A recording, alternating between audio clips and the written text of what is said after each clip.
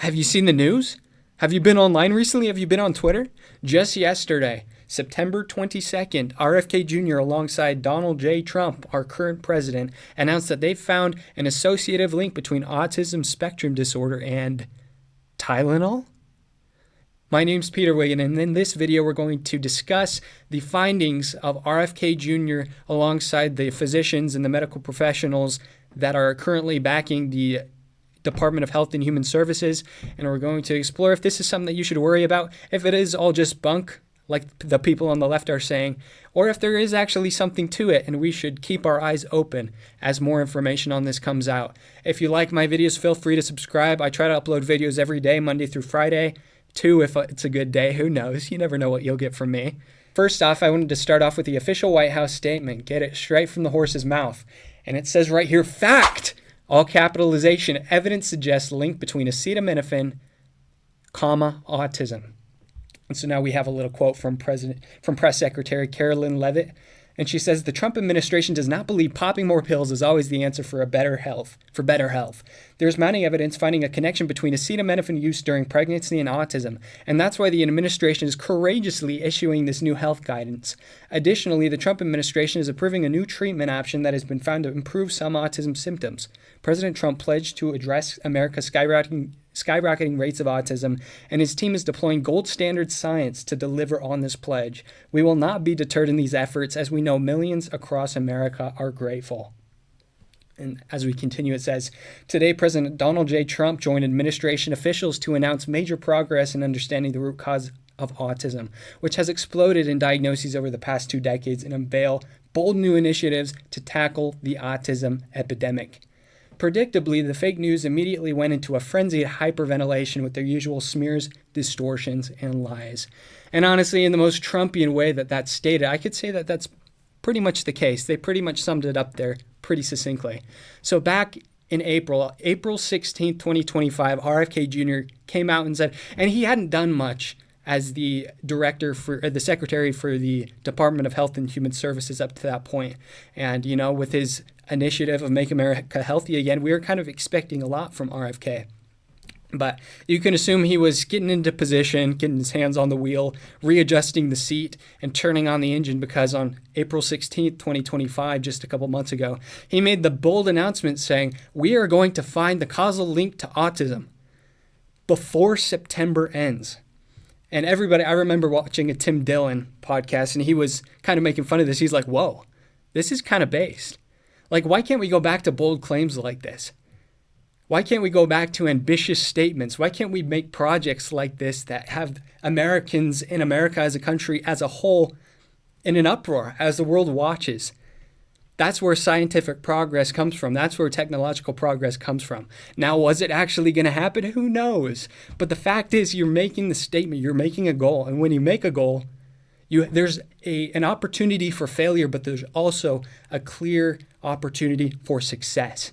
And that's the American ethos right there, if you were to ask me. So anyway, let's get into this a bit. I'm going to read a couple of these paragraphs, and then I want to discuss some of the research papers. I've read through them. I'm a biophysics student. I'm currently working in some genetic research labs. And so, I'm not the biggest medicinal character. I haven't been to medical school, but I know how to read a scientific paper. And so I'll try to break these down in a simple way that we can all understand. But it says, fact, evidence suggests acetaminophen use in pregnant women, especially late in pregnancy, may cause long-term neurological effects in their children. Fact, that's a bold statement. Is this truly a fact? Let's get into it. Large-scale cohort studies included the Nurses' Health Study 2 and the Boston Birth Cohort report associations between in utero exposure and later diagnoses of autism spectrum disorder and attention deficit hyperactivity disorder. Scientists have proposed biological mechanisms linking prenatal acetaminophen exposure to altered brain development and adverse birth outcomes. Andrea Baccarelli, MD, PhD, Dean of the Faculty at Harvard T.H. Chan School of Public Health, says, colleagues and I recently conducted a rigorous review funded by a grant from the National Institute of Health of the potential risks of acetaminophen use during pregnancy. This is from Harvard, by the way. We found evidence of an association between exposure to acetaminophen during pregnancy and the increased incidence of neurodevelopmental disorders in children. The bullet under that states that Harvard University, using acetaminophen during pregnancy may increase children's autism and ADHD risk. Just summarizing what our friend Andrea Baccarelli, Dr. Andrea, told us in the paragraph above. And then we have a statement from Johns Hopkins University says, taking Tylenol during pregnancy associated with elevated risks for autism. And if you click on the link, it actually references the Boston birth cohort, which we will talk about in a second. And then another link from Mount Sinai, saying Mount Sinai study supports evidence that prenatal acetaminophen use may be linked to increased risk of autism and ADHD. And our final bullet point says, in 2021, an international consensus statement highlighted a call for precautionary action, recommending that pregnant women minimize exposure to acetaminophen by using the lowest effective dose for the shortest possible time. So right there, it gave a little list, a comprehensive list of a couple well-respected names in which citations for an association between acetaminophen Tylenol use and prenatal levels of acetaminophen and autism are being explored. And so today, we're going to put on our scientific caps instead of just, stating outright, oh, there we go, there's an association between Tylenol and autism. We're saying there's no way. Trump is coming out saying that Tylenol, really a painkiller? That's like saying, you can buy a bucket of 1,000 ibuprofens from Costco. I know ibuprofen isn't acetaminophen, but you could probably find the same thing there. As Americans, we self-diagnose, we self-medicate. That's what happens when our healthcare system is so up in arms. We have to take things into our own hands. So you're saying one of our tried and true methods of pain relief causes autism? Really? That's stupid, Trump. Really? You have RFK, who isn't even a doctor, in charge of the Department of Health and Human Services, and you come out with this? Now, I want to start off by looking at the Nurses' Health Study 2. That was the first study referenced. And we're going to see, is there actually an association? And the title of this is Use of Negative Control Exposure Analysis to Evaluate Confounding, an example of acetaminophen exposure in Attention Deficit Hyperactivity Disorder in Nurses' Health Study 2. And so this little ending to this abstract says, our findings corroborate those of prior reports suggesting that prenatal acetaminophen exposure may influence neurodevelopment. The lack of an association between acetaminophen use in the pre- and post-pregnancy exposure periods in ADHD provides assurance that uncontrolled time-invariant factors do not explain this association. And you can read the rest of that on your own time. In fact, I would definitely recommend it, but pretty much what that's saying there is, look, we've controlled for a lot of these factors, and after measuring acetaminophen exposure in prenatal babies, there's something there. We don't know exactly what it is. That's what they call a signal study. This is signaling that there is something there, but there needs to be further randomized control studies to figure out if there truly is an association. And those further experiments may elucidate some more information on the subject. And so we want to go to the second little paper right there in the Boston cohort study. And so pretty much what they did is in 1998, they picked a cohort of a couple hundred kids. And over the course of 2 decades, up until 2019, they followed these kids after measuring the cord plasma biomarkers of in utero acetaminophen exposure. And what they did is they got all the data, they aggregated all this data, and they tried to find associations between the levels of acetaminophen that were inherent in the cord plasma biomarkers and rates of autism and ADHD in these kids over the course of those 2 decades. And so I'm just going to read you part of the results here. Again, I would recommend that you read the full study. I'm going to leave a link in the description. But it says sensitivity analyses and subgroup analyses found consistent associations between acetaminophen burden and ADHD and acetaminophen burden and ASD across strata of potential confounders, including maternal indications, substance use, preterm birth, and child age and sex, for which point estimates for the ORs vary from 2.3 to 3.5 for ADHD and 1.6 to 4.1 for ASD. And just to wrap that up in a nice little bow in the conclusion, it says, cord biomarkers of fetal exposure to acetaminophen were associated with significantly increased risk of childhood ADHD and ASD in a dose-response fashion. So pretty much what that's saying is, I looked a bit deeper into this study, and again, do so yourself. It's a great exercise. But what it means when it says that the risk increased in a dose-response fashion is the the children that were measured to have the highest levels of acetaminophen were found to have 3 times more likely a case of autism spectrum disorder or ADHD, 3 times more likely. And it goes up as the amount exposed or the amount measured to be exposed in utero goes up as well. And so that's, Anyway, our findings support previous studies regarding the association between prenatal and perinatal acetaminophen exposure in childhood neurodevelopmental risk and warrant additional investigations. Again, at the end, they're saying right there, hey, this is kind of a signal right here. We're putting out the bat signal. Again, the study ended in 2018, and the findings were published in the Johns Hopkins University Journal of Science and probably some other places, but that's where I was reading up on it. And they were like, hey, this is something right here. We need to look into this. We're not saying that Tylenol or acetaminophen causes autism per se. There are too many confounding factors to conclude that outright. However, this is a signal to move forward. It's a signal to look towards other avenues in which we could research an association or perhaps a causation. And so anyway, the final study that is cited by this White House press briefing says, association of prenatal acetaminophen exposure measured in meconium, which meconium is the first stool at birth that the baby produces, with adverse birth outcomes in a Canadian birth cohort. And pretty much this sums up by saying, prenatal acetaminophen was associated with adverse birth outcomes. And the adverse birth outcomes cited in this paper was decreased birth weight, which decreased after controlling for the rest of the study. It decreased by about 136 grams. And you have a confidence interval. Again, you could look at this yourself.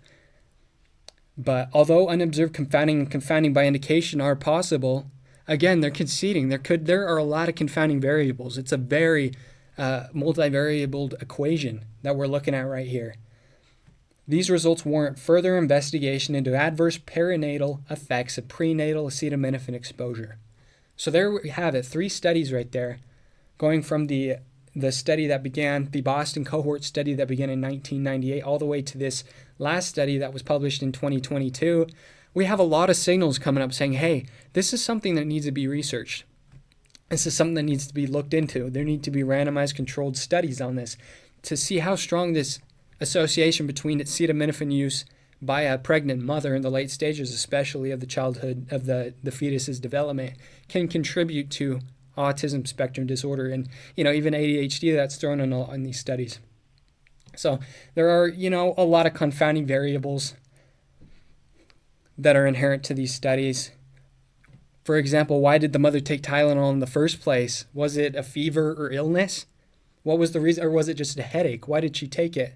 These things can adversely affect childhood development on their own. Like if the mother gets sick, if the mother has a high fever, that is in itself going to affect childhood development. And also, on the last study at least, does the shift in birth weight actually constitute a measurable impact on childhood development? They measured one of their indicators of if the acetaminophen had disastrous effects on a fetus is the birth weight. But does that actually associate with autism spectrum disorder? At least in this study, they're making the conclusion that there is a link. But there are so many things that could contribute to this. Think about how complex the human brain is.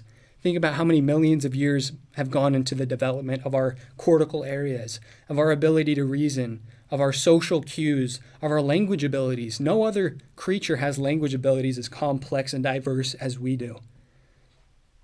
And think about it. How much would a little biological manipulation or modulation in a fetal state affect that? Even a little chemical like acetaminophen or Tylenol could have disastrous impacts. Also think about the ubiquitous nature of autism, especially over the course of the past 2 decades. I knew that autism diagnosis rates had gone up in the past 2 decades since 2000. I didn't know how much they had gone up by. Look at this figure right here. Take a look, soak that in. When I first saw this, my mind was blown. About 20 years ago, 1 in 150 people were diagnosed with autism spectrum disorder. In 2022, 1 in about 31 people were diagnosed. 1 in about 31 children were diagnosed with autism spectrum disorder. Now, again, this is a very confounded equation. This could be attributed to recent focus on mental health diagnoses. The mental health era is in full swing. And primary care physicians and other psychiatrists have no hesitation to diagnose you with some of these disorders, with depression, with anxiety. Trust me, I plan on going to medical school. I shadow with these people. One of the jokes is the more you get to know physicians, the less you trust them. And this is a very common thing. As you can see, 1 in 31 people is diagnosed with autism. So it could just be a focus on mental health and for the diagnosis. And it could also be a broadening of the umbrella of what constitutes autism. You know, a kid that collects trains or rocks isn't autistic like the nonverbal kid. Maybe 20 years ago, it was just the kid that was nonverbal or the kid that completely stimmed or needed 24/7 care that was considered autistic. And nowadays, if a kid is shy, right, if a kid likes collecting trains or fire alarms or whatever, they're considered autistic. The shy gamer in school isn't autistic like Darius on Instagram is. Have you seen Darius on Instagram? That's your homework, not to look at these papers, but look up Darius. Anyway, after we've read all of these different studies, after we've kind of wet the whistle on that there may be an association between acetaminophen and autism, although we may not have conclusive evidence, there are some smoking guns that say there might be some association. Let's go to Twitter. What are people saying? I'll tell you one thing. The people on the right are like, interesting. Look at this. They're taking steps forward. Like I said, RFK came out with a bold statement on April 16th, and he got a lot of flack for it, saying, we're going to find the cure to autism. We're going to find the cause of autism, and we're going to find a way to cure it. And the people on the left, they were so mad at him. They were angry at him then. They were like, it's not a disease. It's not a disorder. You're calling my beautiful son having a disorder? What's wrong with you? Nevertheless, we see people on the left freaking out again. I see a lot of phrases that I heard a lot of times during COVID years ago when I was a freshman and sophomore in high school being invoked, saying, follow the science, follow the science. What does that mean? Let's look at some of these tweets. So first off, we've got Callie means, I don't know who this dude is. This tweet popped up on my For You page, and it was just this TikTok of this pregnant lady that just bottoms up, took a handful of acetaminophen pills, and as you can see the little caption right there, it says, me popping Tylenol while pregnant, because what the F is the government going to do about it? Oh, wow, what an anarchist. Oh, look at her. How edgy. I bet she loves her child, you know? And the second one right here, the second zeet that I have is from a lady named Jasmine Crockett. And she says, let me go ahead and send my thoughts and prayers to all that plan to take their medical advice from someone who I am old enough to remember also told people to inject themselves with bleach. Really? People are still citing that? That's like saying that Trump, after Charlottesville, really said that there are very fine people on both sides of the neo-Nazis and Antifa. Like, holy cow, man, that was debunked half a decade ago. Have you never been on the internet over the course of the past 4 or 5 years? Anyway, why is ignorance being elevated while intelligence is being denigrated? Oh, I bet she was proud of that sentence. As we look, the studies that we cited were propagated by Harvard University, Johns Hopkins University, Mount Sinai University. This isn't just RFK going into a lab with a bunch of babies and having them pop Tylenol pills and waiting for a couple months to see if they start acting weird. That's not what's happening, actually. These are very meticulous studies. And again, these are signal studies pointing to the fact that there may be something going on. There may be some devil that's been in the details this whole time. And finally, we have Dell right here, the caller Tell Dell. And he's responding, he's quoting a tweet from a clip from Fearbuck, in which the initial announcement from Trump saying that there was a link between Tylenol and autism was shown. And he says, just to explain how wild this is to Europeans, Australians, South Asians, and South Africans, he's talking about paracetamol, which is the trade name used in a lot of those foreign third world countries that aren't America, because anything that isn't America and Japan is a third world country, by the way. We have a lot of these leftists freaking out. We have a lot of these leftists completely scoffing at Trump and these findings, as they do. And you can expect that. A lot of people, a lot of leftists saying follow the science, but that begs the question, what is the science? What is the science? Science isn't a thing. Science isn't a journal. Science isn't a person with a degree. Science is a process. Let me tell you, like I said, I work in a genetics laboratory, And this is one of the main things that my professor, he tries to nail it into my brain when I try to find shortcuts in the things that we're doing. He tells me, look, Peter, I know you want to be efficient, but you need to learn the structure of things first. You need to learn the process before you can learn the shortcuts. You need to learn the rules before you can learn how to break the rules. Science is a process that starts off with a question. And RFK's question back in April of this year was, what is the cause of autism? That's a scientific question. That's an inquiry worthy of focus. And his statement, the hypothesis, was there is some compound, there is some, whatever it is, some confounding variable that is inherent to current modern American industrialized society that leads kids to develop autism spectrum disorder in larger numbers than they did 2, 3, 4, 5, 6 decades ago. What is happening? And that's the statement. And from there, you make experiments to test that hypothesis. You find different compounds, you find different associations. Again, we found 3 studies right there, 3 separate studies, each coming to the conclusion that there is something here. This is a smoking gun that we need to look at. If there's smoke, there is probably fire. Even if the fire isn't as big as we might think it is initially, there is still a fire somewhere and it needs to be investigated. And that's what I'm saying here. To end this off, does acetaminophen, does Tylenol cause autism? We don't know yet, frankly. But that's a scientific question. Does it? And we have some evidence pointing to the fact that it may.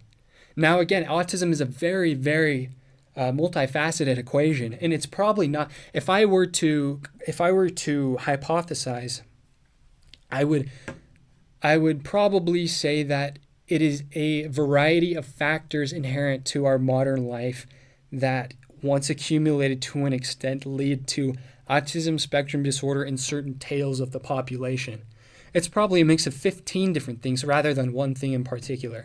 If there really was a silver bullet that causes autism, I feel like we would have found it a lot quicker. But maybe, acetaminophen is that thing. Something so ubiquitous and something so commonly used within modern society that it's just completely overlooked. It may be. Anyway, keep asking questions. That's the moral of this story. If you see people saying follow the science, know that we are following the science.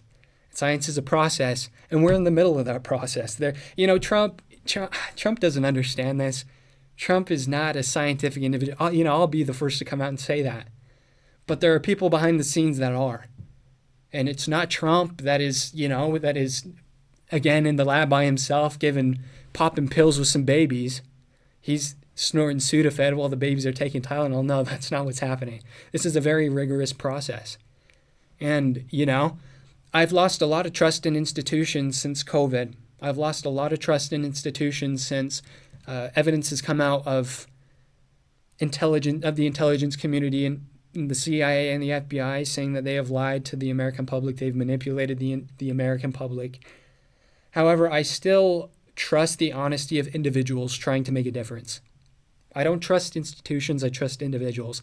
And there are individuals that are working towards a better world, or working towards a world in which some of the maladies and some of the diseases of the modern day can be reined in. And I'm looking forward to the future. Anyway, if you enjoyed this video, if you like my breakdown, feel free to subscribe. I try to, like I said, upload videos every day. If you didn't like it, let me know in the comments, what didn't you like? Should I talk slower? Should I lower my voice a bit deeper? Am I getting a bit too up there in the hertz? I'm not really on any other social media, so just follow me here. I'll see y'all in the next one. Stay safe.